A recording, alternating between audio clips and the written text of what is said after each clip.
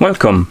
In front of me I have Yamay SW022 and I'm gonna show you how to change the screen timeout duration on this watch.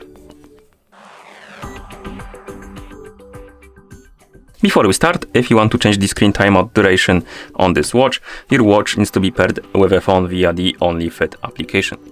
And once the devices are paired together, we can continue, and now we can open the OnlyFit application on the phone that is paired with our watch.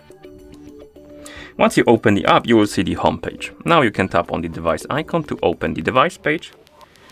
And once you open the device page, you should see the SW022 on the device page. Now, let's scroll down and find the option called Duration of Screen On. Tap on this option.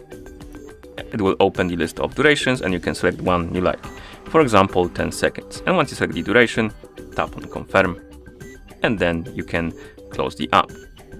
And now my screen should turn off automatically after 10 seconds of an activity. So let's wake up the screen and let's wait. And should turn off right about now. Oh, maybe a little longer. Oh, here we have it.